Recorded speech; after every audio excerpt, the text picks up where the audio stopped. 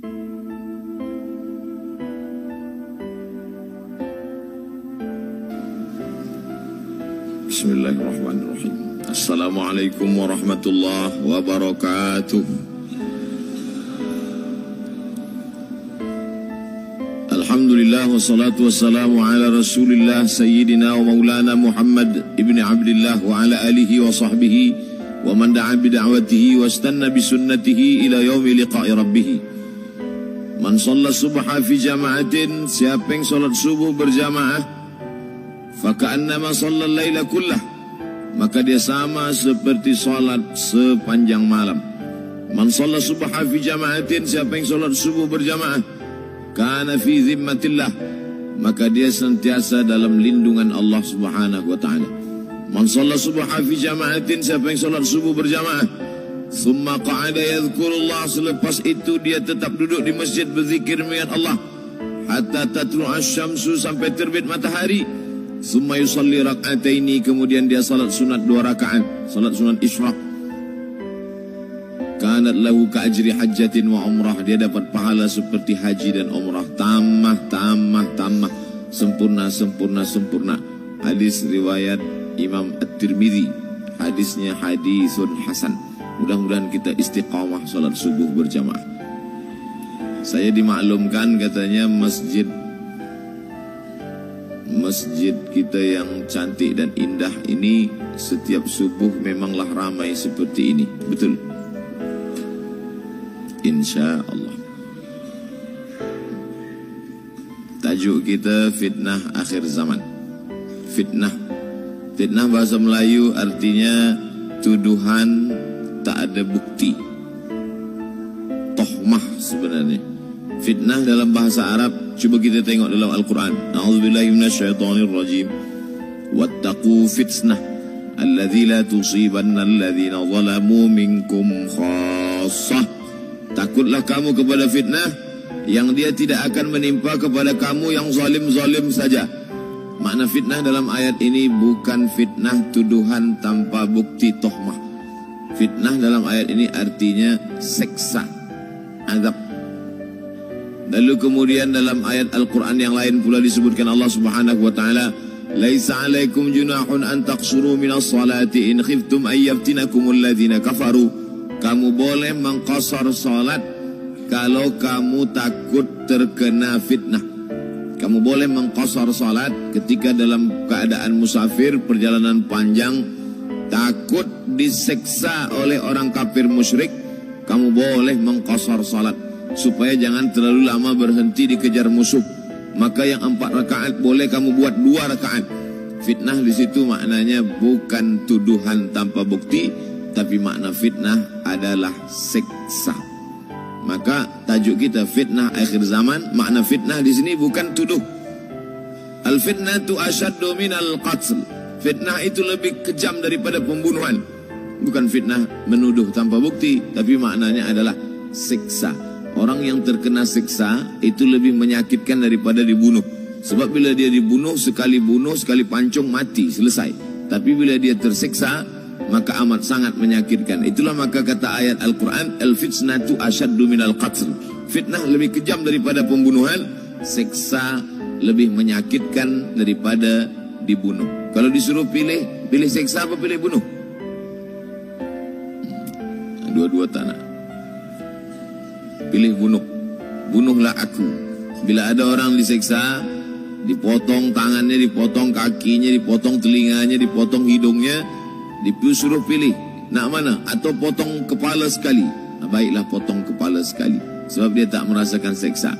Supaya kita faham tentang tajuk kita ini. Tajuk kita adalah fitnah akhir zaman. Jadi makna fitnah di sini bukan tuduhan tanpa bukti, tapi makna fitnah adalah seksa-seksa. Akhir zaman. Kalau ada akhir tentu ada awal.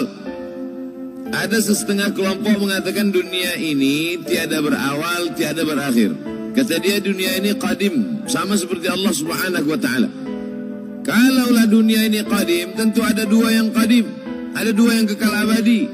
Maka orang yang mengatakan alam ini kekal, tiada berawal, tiada berakhir, dia sudah syirik. Syirik maknanya mengatakan ada 2 yang qadim. Allah tiada berawal, tiada berakhir. dunia tiada berawal, tiada berakhir. Siapa yang mengatakan alam ini tiada berawal, tiada berakhir, maka dia syirik. Orang yang syirik maka tidak diterima amalnya. La in asyrakta, kalau engkau syirik la yahbatanna amaluka. Kalau engkau syirik maka seluruh amalmu akan gugur, tak bernilai di hadapan Allah Subhanahu wa taala. Al-yawma uhilla lakum at-thayyibat. Hari ini dihalalkan bagi kamu yang baik-baik. Wa ta'amul ladzina utul kitaba halal lakum wa ta'amukum halal lahum. Sembelihan orang Yahudi, sembelihan orang Nasrani ahli kitab halal bagi kamu. Bila kita pergi ke Europe, misal, seumpama kita pergi ke Europe, sampai di sana kita tiada mendapatkan makanan kambing, kerbau, sapi, sembelihan orang Islam. Dulu kata pensyarah saya masa belajar di Maghribi, kata dia dulu ambil master di UK. Waktu itu susah nak mendapatkan sembelihan orang Islam, maka dia cari sembelihan orang Yahudi. Ada tulisannya di situ kosher. Kosher macam label halal, tapi bukan punya orang Islam, punya orang Yahudi. Maka dia ambil daging yang ada tulisan kosher ni, dia potong kecil-kecil, dia masak, dia makan. Kami tanya, Syekh, kenapa makan sembelihan orang Yahudi? Sebab dalam Al-Quran dikatakan al-yawma uhilla lakumut thayyibat. Hari ini dihalalkan bagi kamu yang baik-baik. Wa ta'amul ladzina utul kitaba halal lakum. Sembelihan orang Yahudi dan Nasrani halal bagi kamu.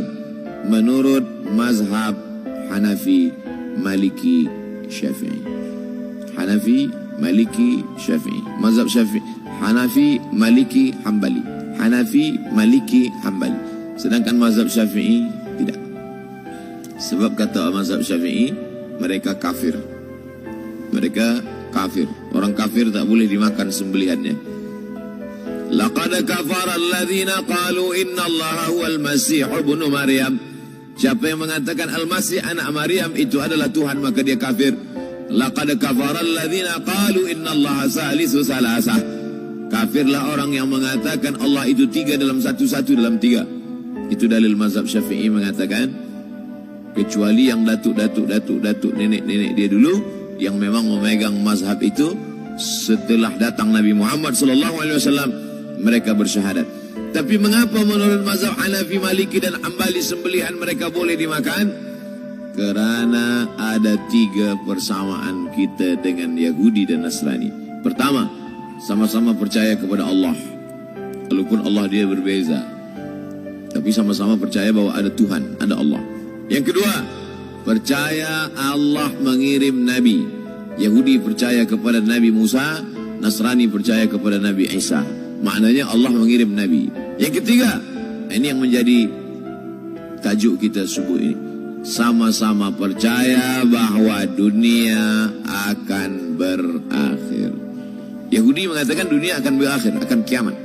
Nasrani mengatakan dunia pun akan berakhir, hancur, akan kiamat. Bagaimana dengan Islam? Mahwal iman. Apa itu iman wahai Muhammad sallallahu alaihi wasallam? Antu minabillah, percaya kepada Allah, wa malaikatihi, percaya kepada malaikat, wa kutubihi, percaya kepada kitab-kitab, wa rusulihi, percaya kepada rasul-rasul, wal yaumil akhir, percaya bahwa dunia ini akan berakhir. Wa tu'mina billah, wa tu'mina bil qadri khairihi wa syarrihi, engkau percaya kepada takdir baik dan takdir buruk. 6. Siapa yang tidak percaya kepada rukun iman yang 6, maka dia tidak lagi diakui sebagai umat Muhammad sallallahu alaihi wasallam. Fitnah akhir zaman. Saya nak menjelaskan tajuk kita subuh ini. Fitnah, terjadi banyaknya siksa-siksa. Akhir zaman, di ujung zaman. Menunjukkan dulu ada awal zaman, sekarang ada akhir zaman. Ada awal masa dunia, kita sekarang sudah berada di ujung dunia. Manakala Nabi Muhammad SAW Isra dan Mi'raj, dia melihat dalam perjalanan Isra Mi'raj itu ada seorang perempuan tua yang sedang bersolek. Jadi perempuan tua bersolek ini sudah nampak Nabi sejak masa Isra Mi'raj lagi. Jadi jangan terkejut bila sekarang nampak ada orang tua bersolek. Dah lama dah. Kata Nabi kepada Jibril, apa itu wahai Jibril? Kata Jibril, itulah dunia. Dunia sudah tua, tapi dia tetap juga ingin menampakkan dirinya muda. Dunia ini sudah tua, tak lama lagi akan hancur binasa. Idza sama'um fatarat, langit terbelah. Wa idzal kawakibun tasarat, planet-planet akan hancur berkeping. Wa idzal biharu fujirat, lautan akan meletup naik ke darat, hancur semuanya. Wa idzal quburu bu'asirat, dan kubur akan dibangkitkan, semua yang ada di dalam tanah ini akan bangkit. Alimat nafsum ma qaddamat wa akharat. Kenapa tanah ini tidak bergulung? Kenapa tanah ini tidak bergoncang? Kenapa kulit tanah ini tetap stabil? Sebab ada pakunya. Seperti kertas yang ditempel di dinding, datang angin kencang. Manakala angin kencang datang, kertas tak bergoyang sebab ada pakunya. Apa paku tanah ini? Surah An-Naba juzuk 30. Wal jibala autada, kami jadikan bukit-bukit, gunung-gunung sebagai autada, pasaknya. Kalau kita membuat kemah, ada tiang. Tiang ini bergoncang. Bagaimana supaya tiang ini tidak bergoncang? Pasang pasak-pasak di tepi tiang. Pasak dunia ini adalah bukit-bukit. Kalau kita menengok ada bukit, maka sebenarnya sepertiganya saja yang ada di atas. Bukit yang besar di atas itu sepertiga, 2/3 bukit terhunjam, tertanam ke dalam tanah. Wal jibala autada. Tapi sampai masanya nanti bukit ini akan tercabut. Wa takunul jibalu kal ihnil manfush. Wa takunul jibal, bukit-bukit kal ihni, seperti bulu kambing. Manfush, bulu kambing yang dihembus angin. Hebatnya ayat-ayat Al-Quran itu, Allah memilih kata-kata sesuai dengan keadaan. Sembayang malam berat, nak jaga tidur malam berat. Kata berat bangun malam itu mengucapkannya pun berat. Wa minal laili fatahajjad, tahajjad berat. Sebagaimana beratnya jaga tengah malam, begitu Allah pilihkan kata yang berat, tahajjad berat.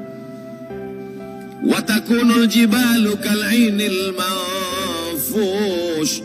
Wa takunul jibal, bukit-bukit, gunung-gunung yang besar, yang berapi, kal jibal, kal ihni, seperti bulu kambing.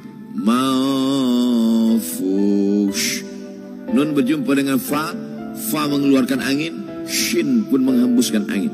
Ambil bulu kambing, letakkan di tapak tangan, kal ainil manfush.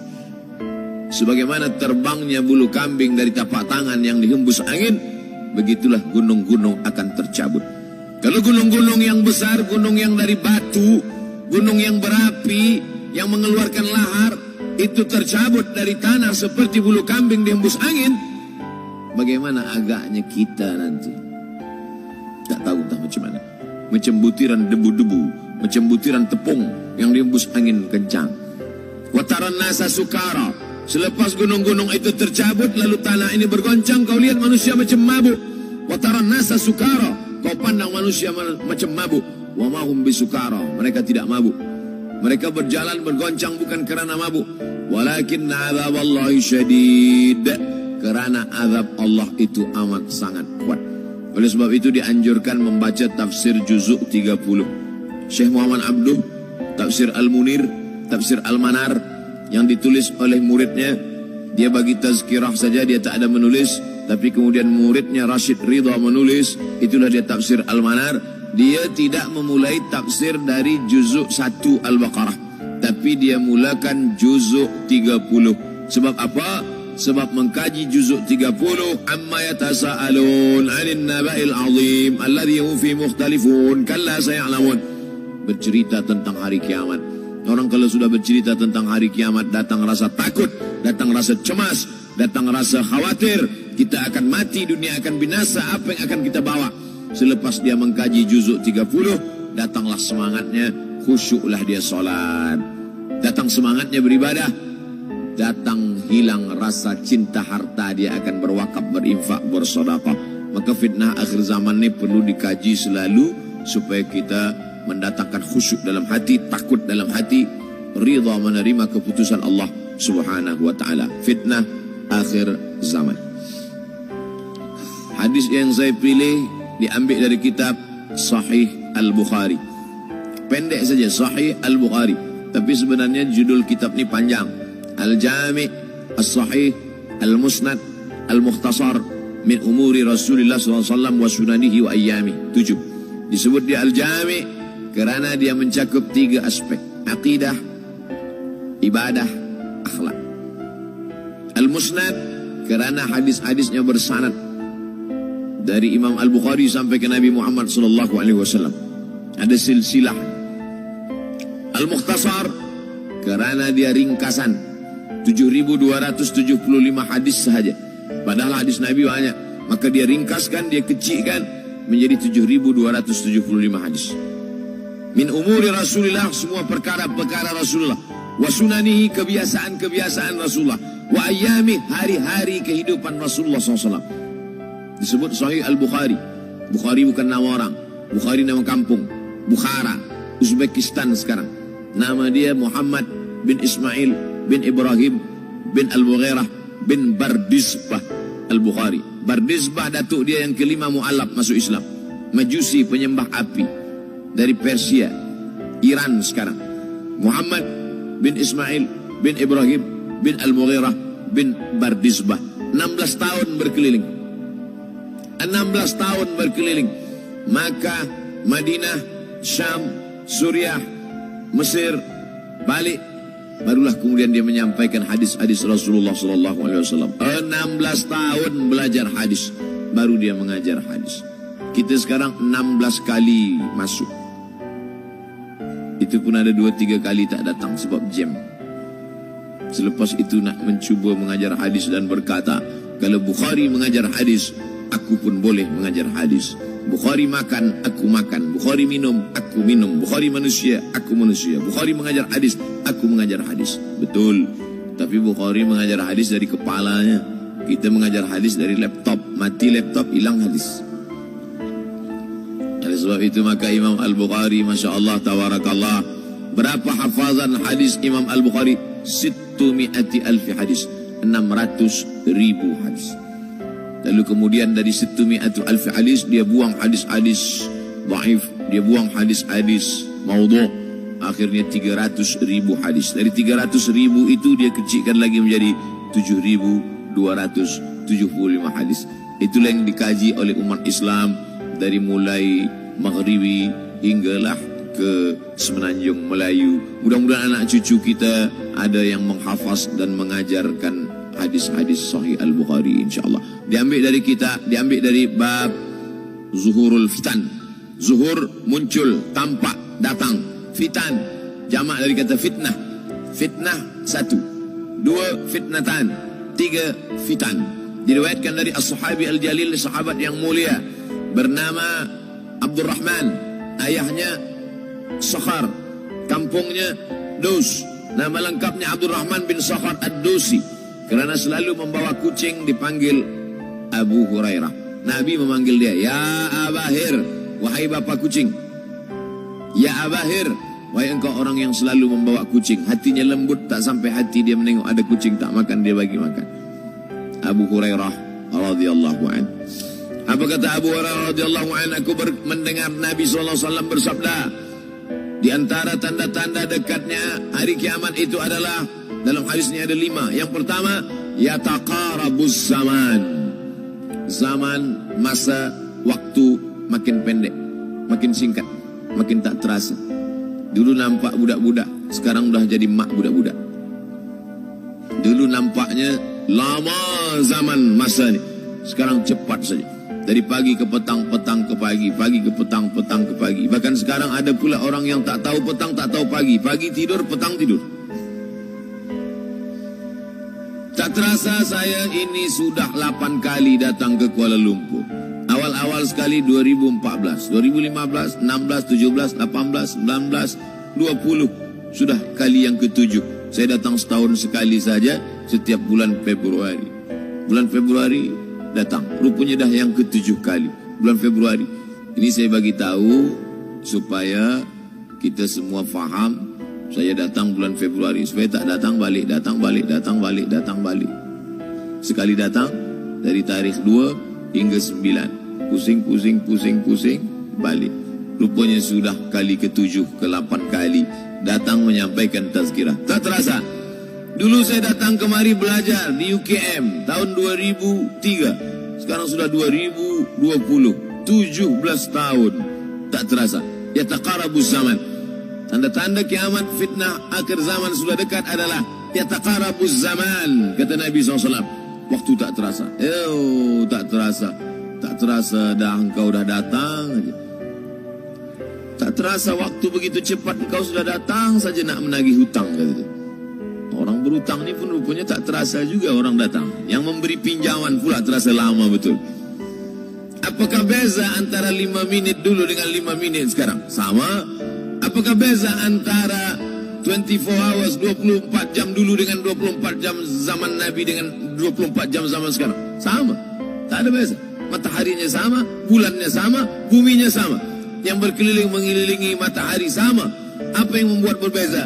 Apa yang membuat zaman itu yataqarabuz zaman? Ada hal-hal yang membuat kita sibuk.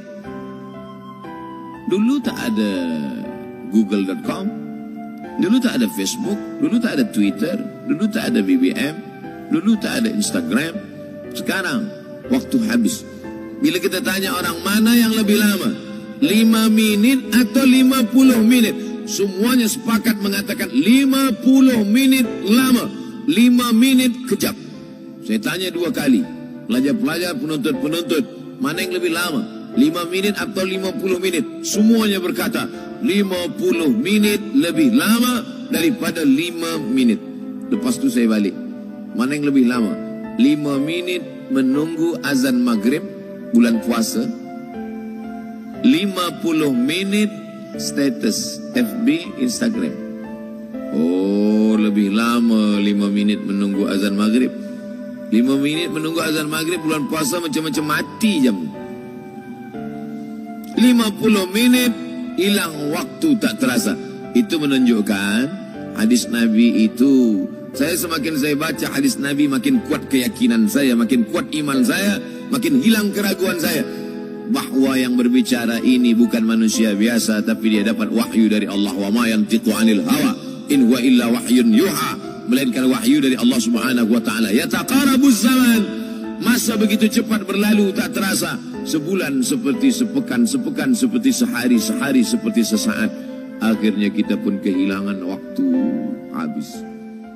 Saya Ustaz Abdul Somad memang zaman